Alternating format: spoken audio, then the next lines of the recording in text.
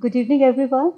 We welcome you all today to celebrate a very special evening of Sri Aurobindo's auspicious arrival in Pondicherry and his 150th birth anniversary.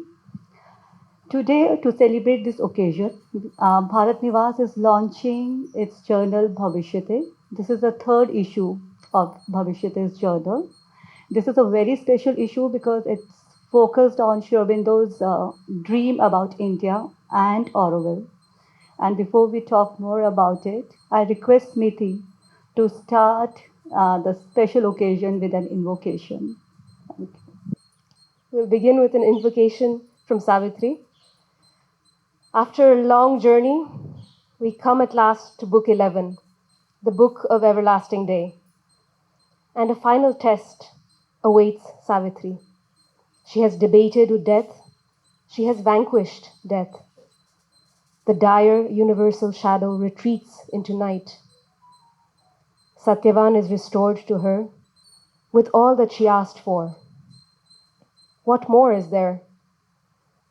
One whom her soul had faced as death and night repeatedly offers her choices, to which she answers, O besetter of man's soul, with life and death, and the world's pleasure and pain, and day and night, tempting his heart with the far lure of heaven, testing his strength with the close touch of hell. I climbed not to thy everlasting day, even as I have shunned thy eternal night.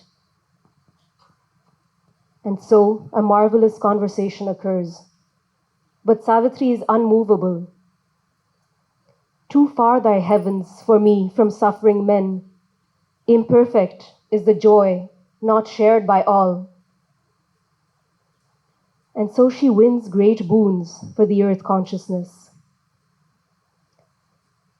There was a voice unheard by ears that cried, Choose, Spirit, thy supreme choice, not given again.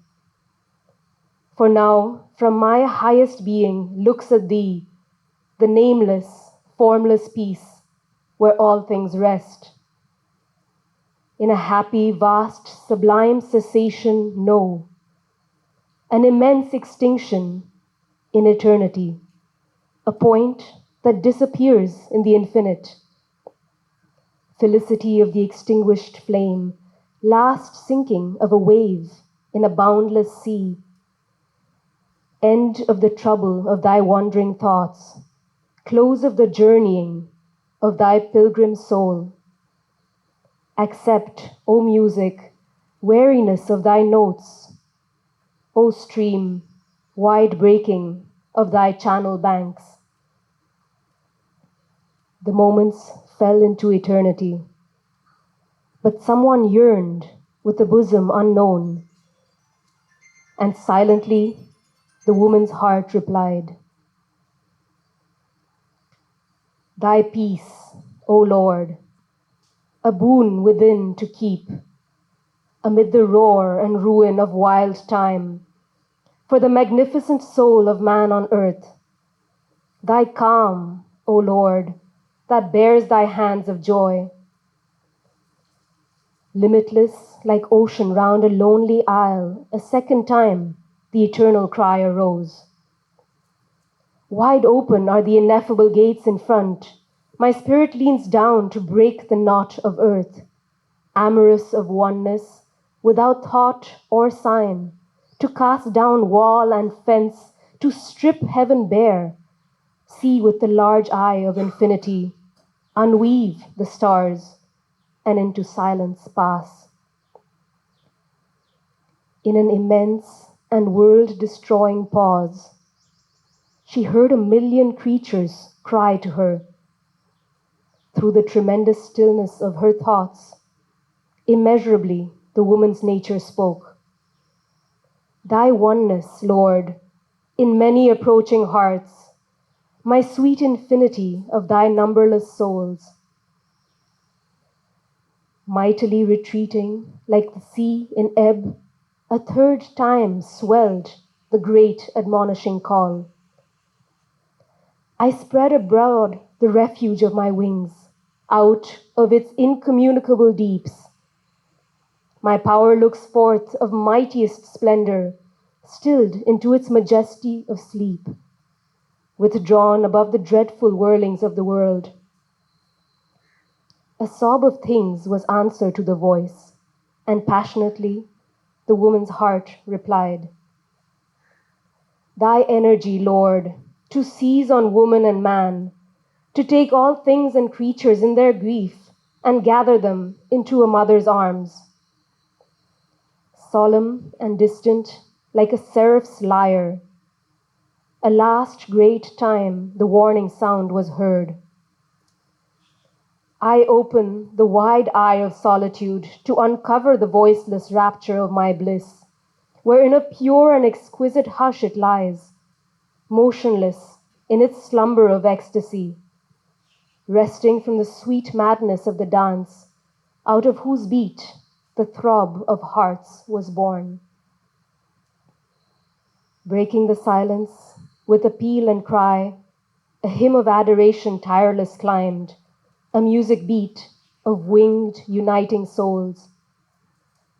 Then all the woman yearningly replied, Thy embrace, which rends the living knot of pain, Thy joy, O Lord, in which all creatures breathe, Thy magic flowing waters of deep love, Thy sweetness, give to me for earth and men.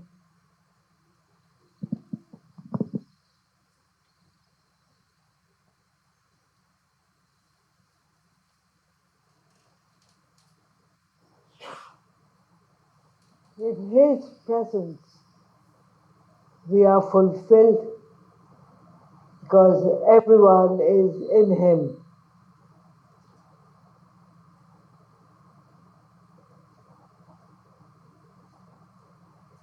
More is not needed.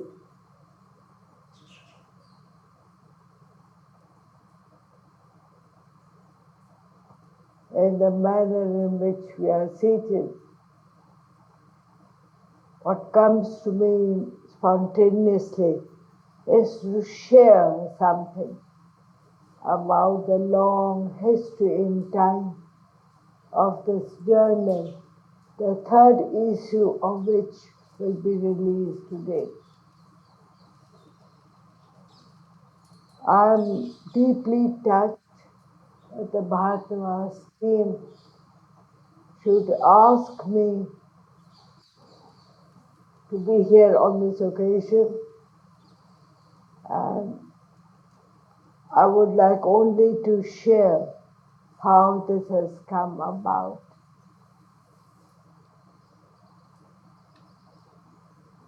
The Bharatava's journal has a beautiful name, Bhavishyate, which really means towards the future. How did this name come about? It was given to us by the mother a long time back. That was in 1972, in the birth centenary of Sri Aurobindo. And today we are in the 150th anniversary of Sri Aurobindo's arrival in Pondicherry.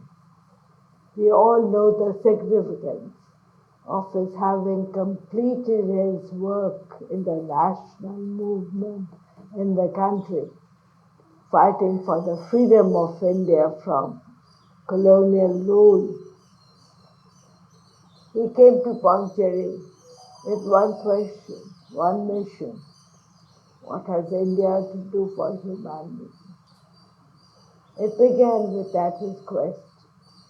It was not for himself. We were part of humanity, therefore we are blessed to be taken in charge by him. I feel it that way. That once India is free, what will she do with that freedom? Humanity was at a transitional point. There was a moment of change of civilization, of a major change. But did India have a role to play in that change? How to play that role? That is how all these experiments with the integral yoga of transformation began. Early in the last century, we somehow lose the significance of it sometimes. But in 1971-72, a few of us sat in a lovely little room in the ashram in Pondicherry. There were a few people, without giving their names, so you know most of the people who were already working for Auroville, others who were from the ashram, and we had one quest. Shobindo's centenary is upon us. How to reach out his work and his message to the country. That was our question.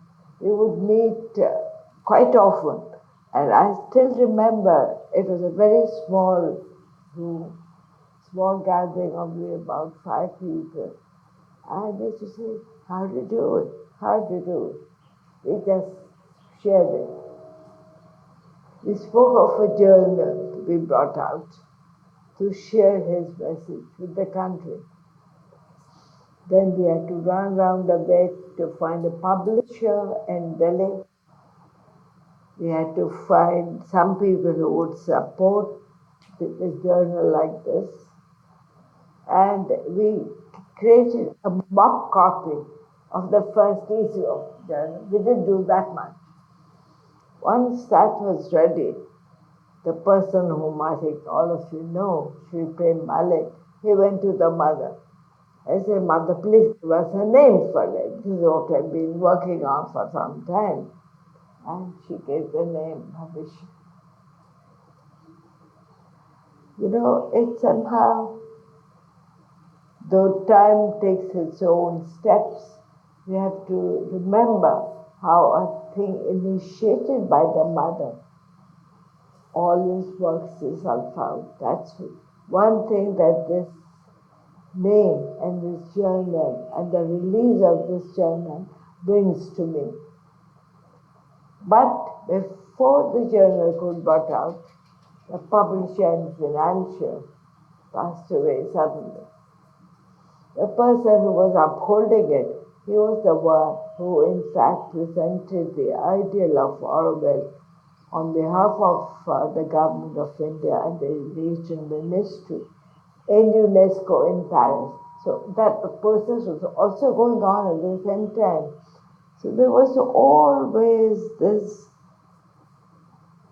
junction, this joint action of people from the ashram, from the country, people who were working for Auroville, and this idea of the journal and the mother giving it a name. So we wait, because the name somehow stayed with us. When mother says something, she gives a name or she gives an indication. We may forget, she doesn't forget. And it never got lost. So it didn't take off then, but I must say that for many of us, it remained with us. Then in recent years, in Bharat Nivas, somehow it was Deepti who took up the mantle. She thought it's time that the journal was brought out, and the name was already there, and her blessings were already there. You know, we always remember that once mother has released a certain force, a certain power, humanity takes its time to work it out, because humanity is slow in its march.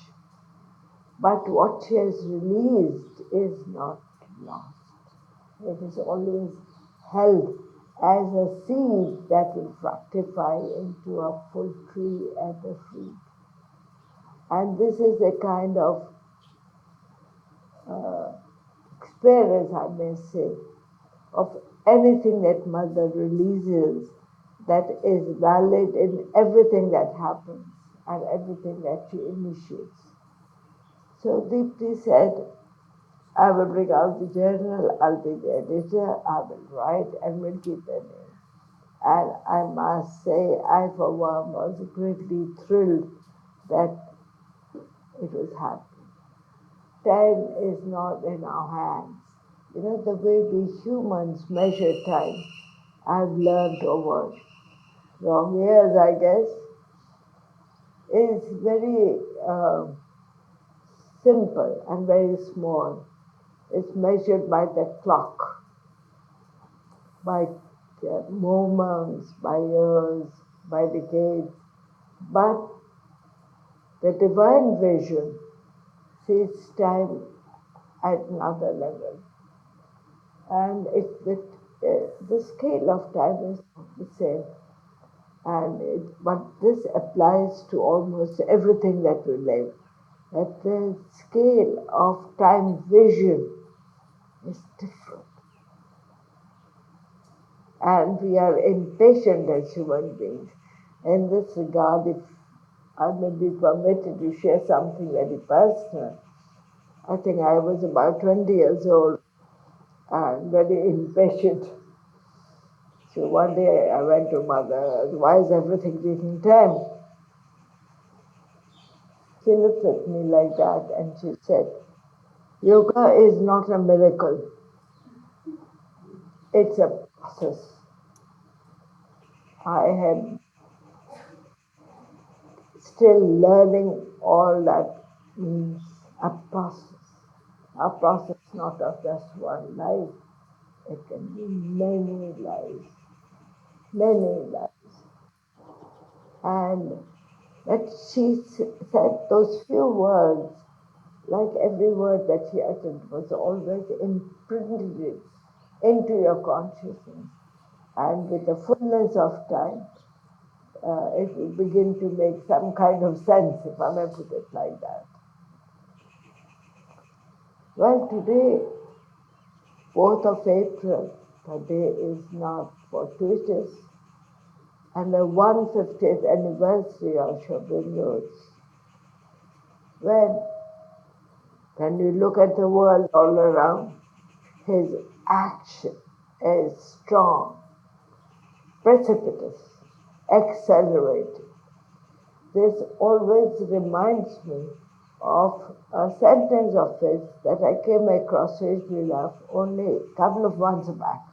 In all these years of studying his works, I somehow not come across this sentence.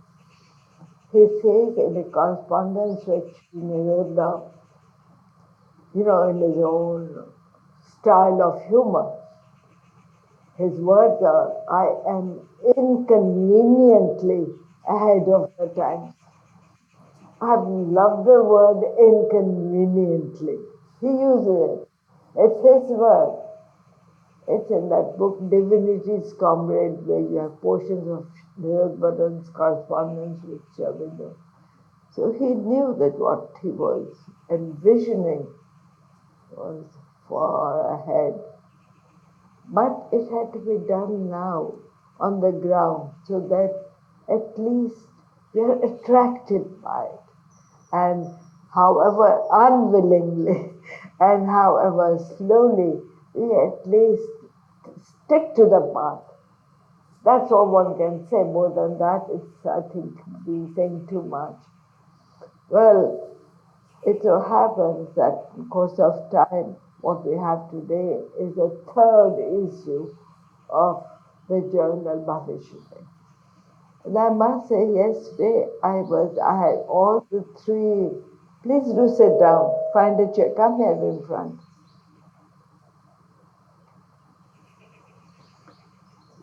Yesterday I was reading the three issues in one row because it somehow attracted me. If I may share at least the cover with you. This is the first.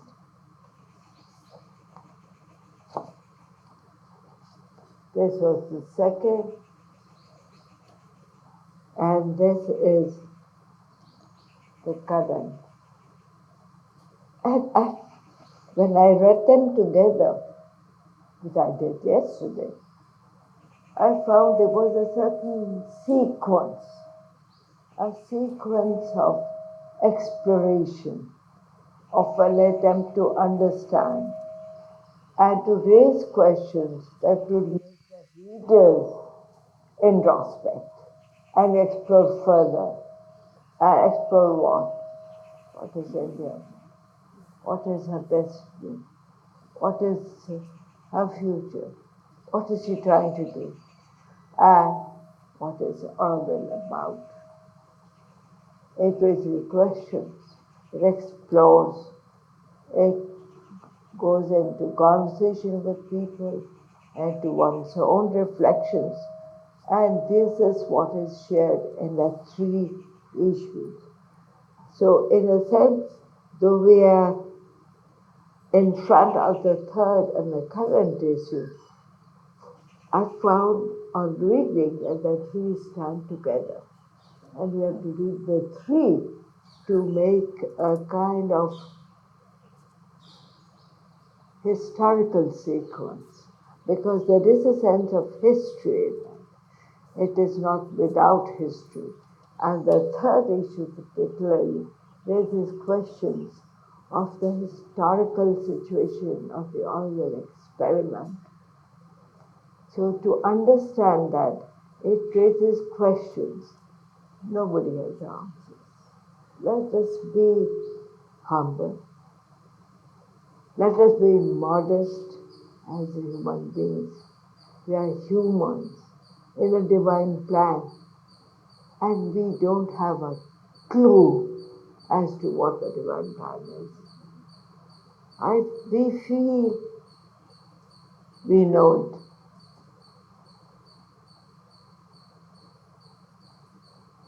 I think the one thing that the final issue makes one realize even more, and even more if we look around us at the events of life in the past many months, we don't know what the divine plan is. We have a hunch.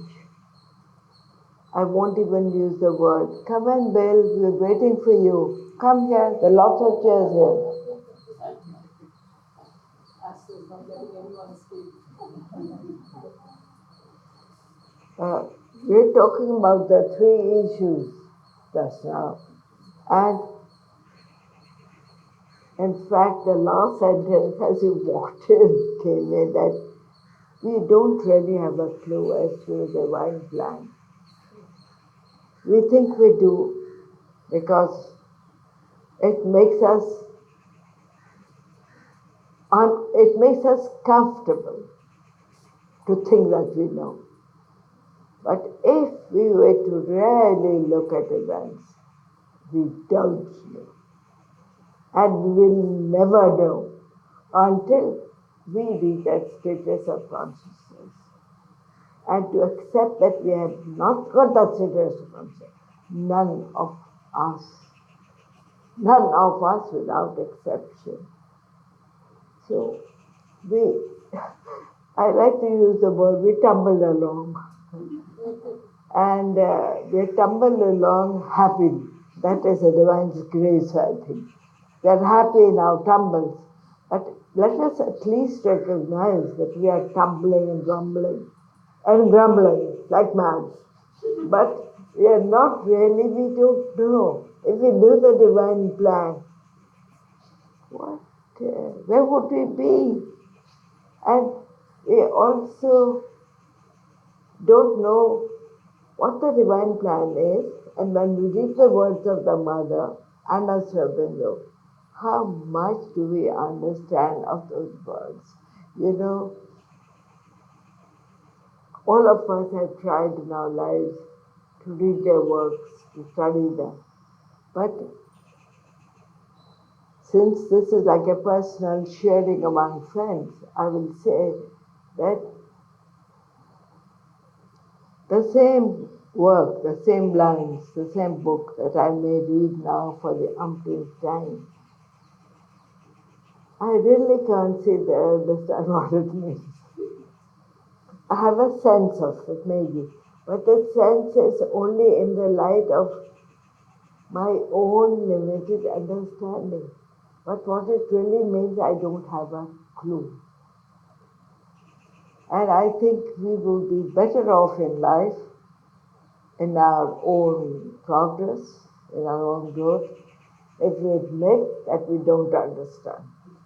If we understood what the work means, um, I think we would be living differently. Bill, I feel like sharing something that we shared just a few moments before you came. It is a sentence of Shabinder's in its correspondence with Narod Banan, which I came across only a few months back, that he says, I am inconveniently ahead of the times. If he says of his work that he is inconveniently ahead of the times, where are we poor mortals? You know, it is sheer common sense. Where are we? If he feels that he is inconveniently ahead of the times, where are, I mean, it's impossible to say where exactly are we, in which past are we still living. I could go on sharing, but I think there's a time limit to all this because Deepti would surely have a lot to say. This beautifully packed issue ought to be released. But I do feel like sharing uh, a few words from the visit of the Prime Minister to Auroville 2 years back. The first is, as the mother had observed, Auroville was to be a universal town. The purpose of Auroville is to realize human unity. If we don't accept that, then his presence means nothing to us. We have to be blunt. We have to be honest. Honesty is not easy, but there are times when honesty is called for very strongly. It continues. The large gathering here today, this was spoken in the auditorium where we was numerically a very large gathering. The large gathering here today is a reflection of that idea. For ages, India has been a spiritual destination for the world. The first and second issues of the journal explored this idea a great deal and delved into it. Something else which is I would like to share. May people from far and wide bring with them new ideas. May Auroville become the center where these ideas are synthesized. No one comes to Auroville uncalled. No one just lands up.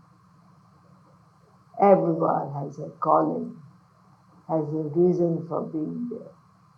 And it's the divine who calls each person because each one is an element in the whole. Each one. We don't recognize because we are limited in our perceptions. May our will serve as a beacon to the world. May it be the guardian which calls for breaking down narrow walls of the mind. Our walls are far too narrow. May it continue to invite everyone to celebrate the possibilities of humanity's oneness. This, again on a note of sharing, having worked with different kinds of working groups on different issues for decades, in all these, however much one may stumble and disagree, In the end, one finds that each one brings a certain point of view, brings something that is missing, that is needed, and together to understand, to assimilate, increases one's own understanding. I can only share this much at this moment and no more. And with these words of sharing, I think the release of the third issue has been long awaited. But I think it's Shilpa and Vani who have taken the trouble to wrap it up as it's properly done. I hope I can do justice to.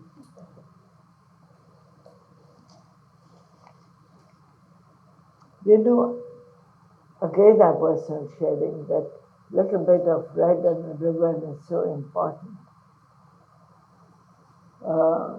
Reading some of Mother and Shobindu's words on the supermind, Shobindu says in an essay, supermind and humanity. The supermind comes to intervene in the material universe. These are his words. It comes to intervene in the material universe. And as those who are involved in the Auroville experiment, this is a daily experience for us.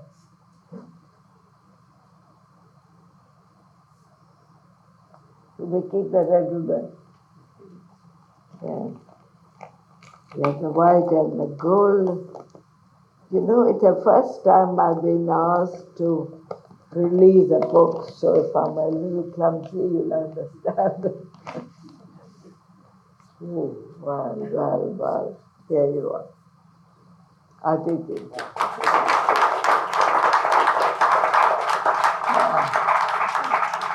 Okay, this, you will forgive me.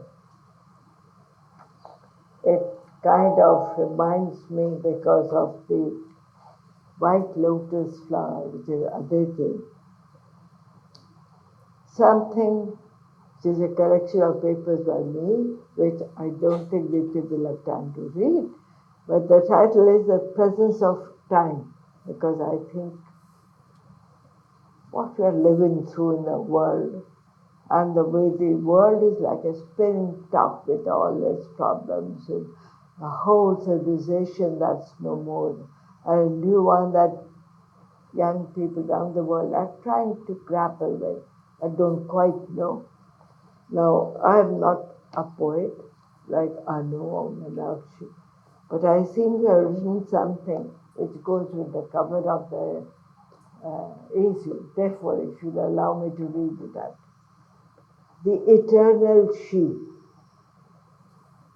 beyond name and form, who comes to us in each form of thee. He stands behind with the force of his action to all she is and does. Without him I exist not. Without me he is unmanifest. To their presence on earth we are beholden. We who belong to these moments of time, when time itself is overstepping its limits into new frontiers of the future. Space and time have no longer, with the present technology, the same presence that they had even few years back. Here is some chandan powder along with the current issue. All this is yours, Deepti. Thank you.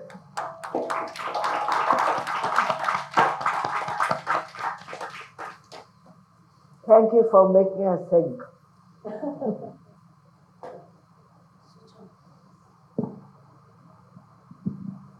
Thank you, Astel. That was really very lovely. I guess everyone would agree. Um, one of the things, Vani and Shilpa had organized it in a very formal manner. And the first thing Astel said when she came, let's make it intimate. Let's make it something like a family. And so that's why we are sitting in this circular manner. It's also a special anniversary for us there. She just turned 90. So we celebrate that too.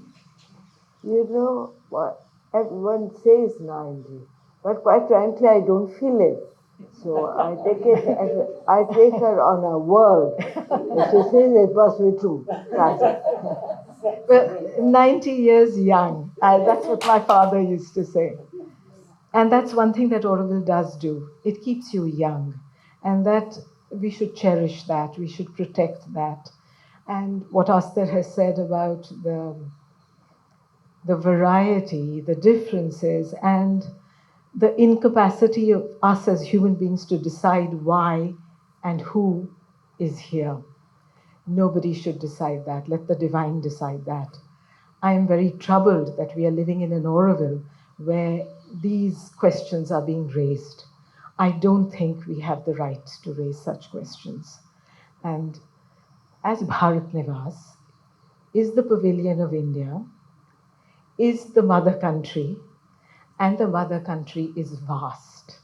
And she has a large heart, and she has always welcomed everybody.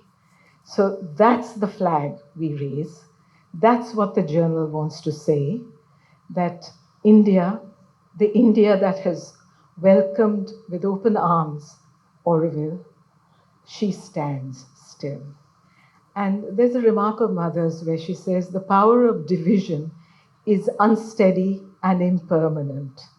Union works for steady power and a harmonious future. So today, on the 4th, Sri Aurobindo's arrival, that's what we invoke. We invoke union. We invoke unity. And that's our aspiration. And I think that the majority of Aurovillians share that.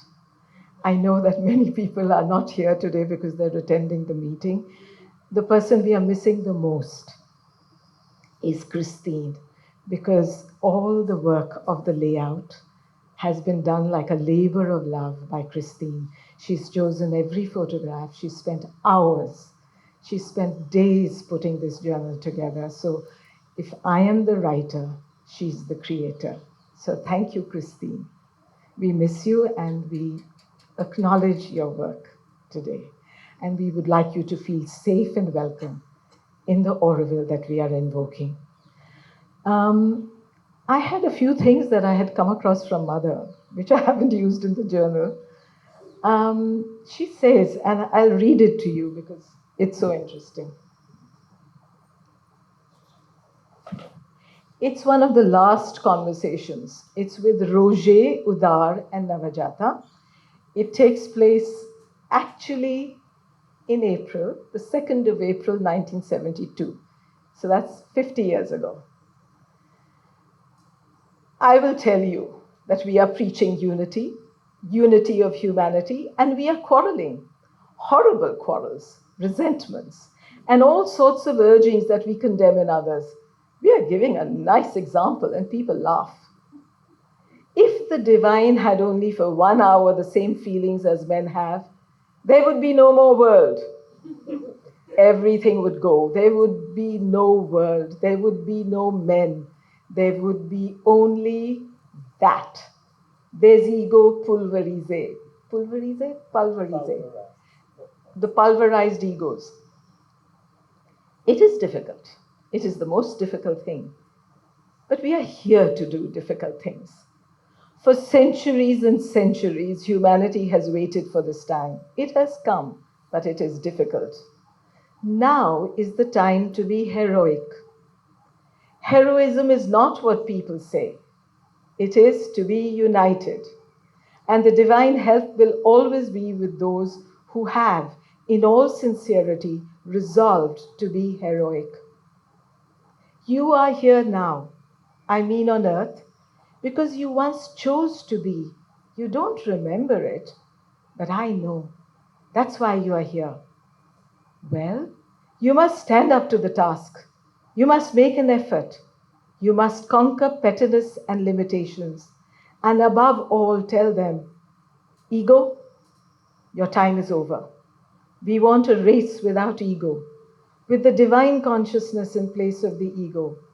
That's what we want, the divine consciousness, which will enable the race to develop and the supramental being to be born. May that be so. And I think it's a grace for us to be part of this. I end the journal with Mother's remark about the flower miracle, which she called the air of Auroville. And it seems to me that if we can find a way to be united at all cost, then we will create this miracle that she wanted us to have manifest in matter.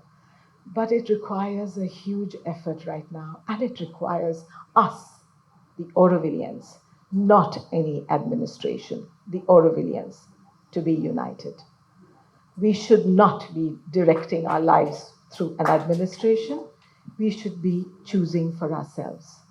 And that requires courage, and that requires us to find a way to be together, is my prayer, is my hope. Would you all like to ask questions to us there, or to? Otherwise, we could stop for tea. Any questions? Anybody has any questions to ask? No? Yeah, I do have questions. Yeah. Shall I just speak louder? No, he's recording you, sir.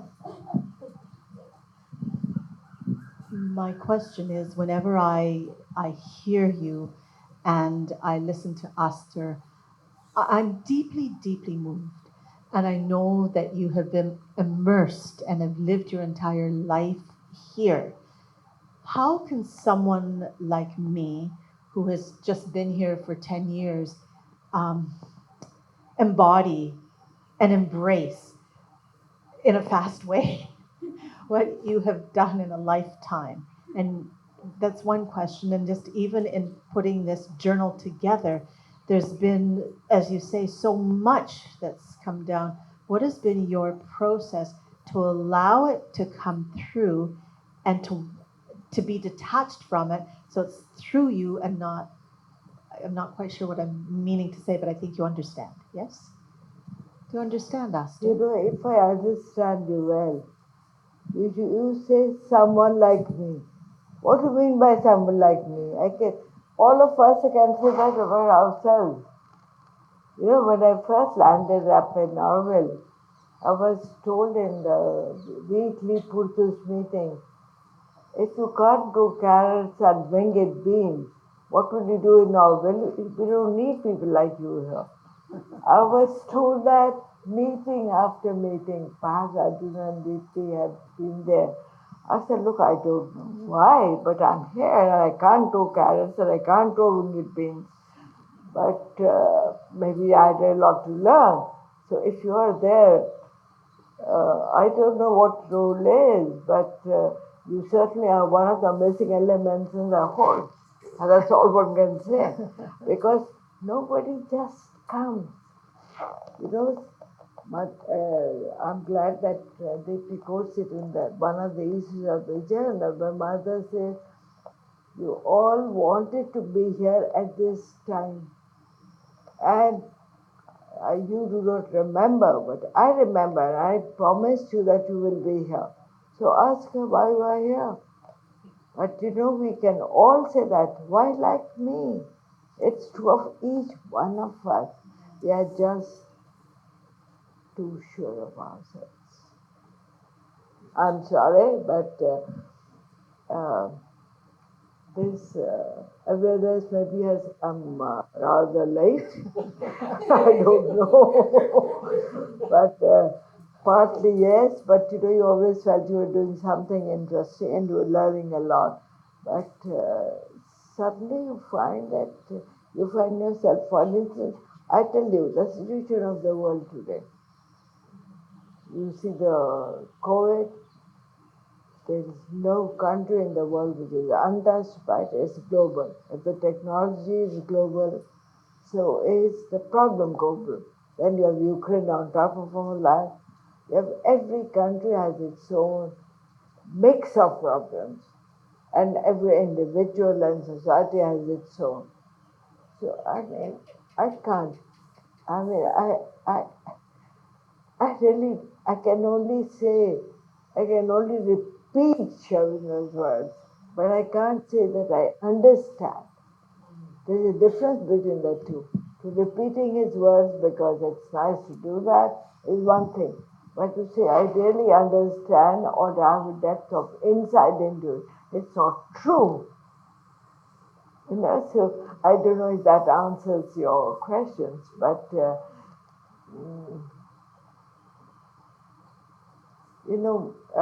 for instance, I look at the ashram group that I grew up in as a child.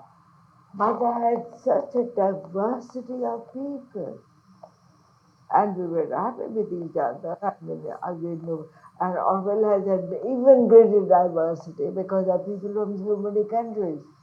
But I've seen working in the groups, though sometimes not easy, mostly not easy. But you realize that each one had a particular point of view to contribute and it was useful. And afterwards you would say, oh well, all that together makes some sense. But it takes time to be able to at least stand on this ground that each one has something to say and it's meaningful. Even at that time you can't accept it. That's one's own limitation. But it takes time to get to that point, to be quite honest. But I think honesty vis-a-vis oneself is important. With others, it's not important.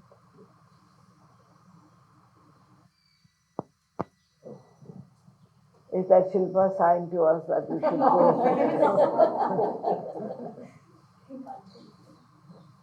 You still want to hear from me? Yeah. Process. Okay, about the process. You know, one of the things I brought it along because I felt it's kind of the key to which I tie myself when I'm doing this work, because one gets upset with life. One is ordinary, one is human, but one has no right to channel that outwards. One has to deal with it within oneself. And there is something that I've understood from Mother and Sri Aurobindo from the very beginning. Not much. I agree with Astel. We don't understand everything. But one of the things they keep saying is oneness. They insist on oneness. So I have a text here, which is from the Synthesis of Yoga. All relations in the world, even to the greatest and most shocking apparent discords, are relations of something eternal to itself in its own universal existence. There are not anywhere, at any time, collisions of disconnected beings who meet fortuitously or by some mechanical necessity of cosmic existence. So nothing happens by chance.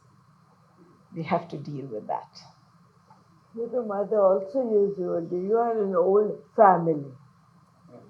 She used to say that in the ashram, but I find it's equally true of Auroville. You are an old family of souls. These are her words. And you come together for a given job at a given time. And a given job in Auroville, we seem to know what it is, at least we are in it. But she says you are an old family of souls. So we don't know our own soul, so we can't know the other souls. But she does, she knows, and that's a fact. And in our better moments, like bonfire meditation or others, you can feel that kind of togetherness. At the moment you come out of the bonfire, it starts. So that's the yoga of transformation. We forget yoga of transformation is not a joke. It's not a joke.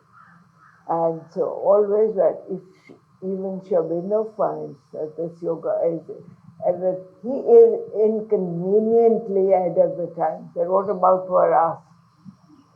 I really love that one word of his when he uses about his own work. That what he's talking about is how much ahead in time we don't know.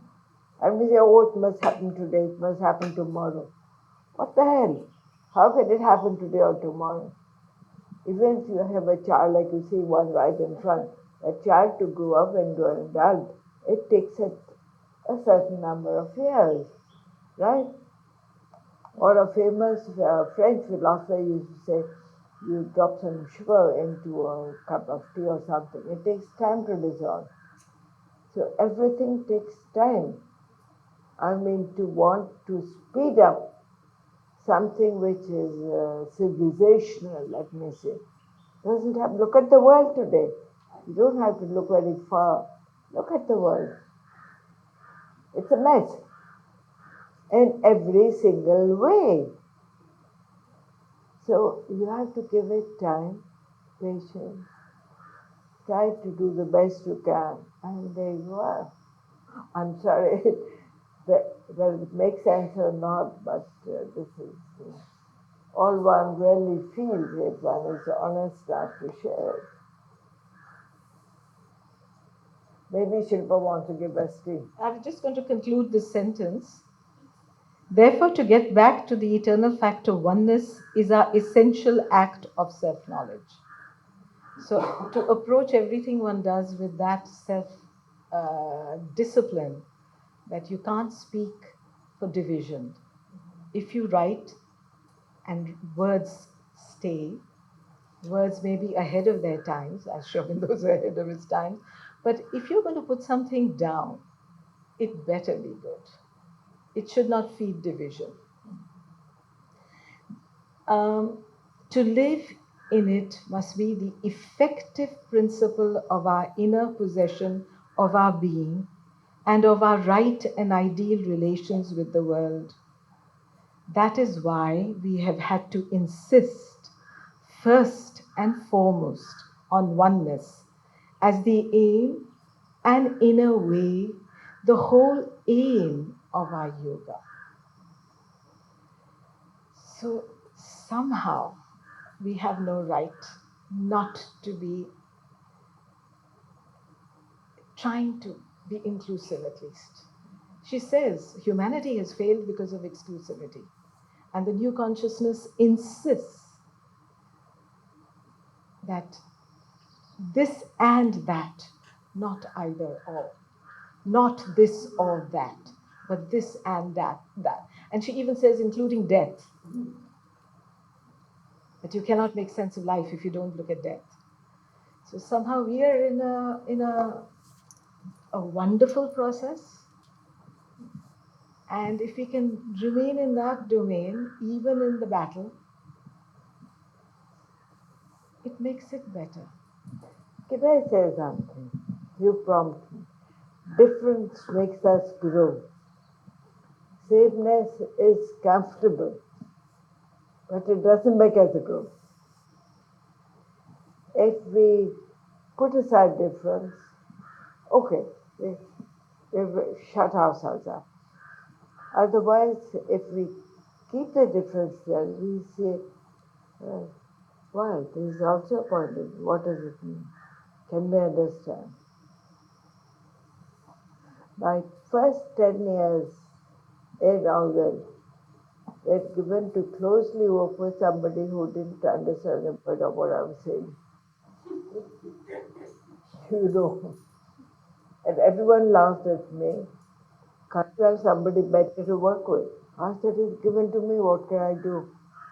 I haven't chosen him. And 10 years is a bit of time.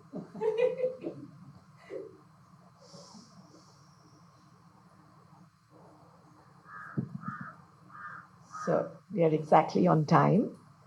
I'll end with one line from Savitri. Just before what Smriti read, there's a moment where Savitri says, "Oh, to spread forth, oh, to encircle more hearts till love in us has filled the universe."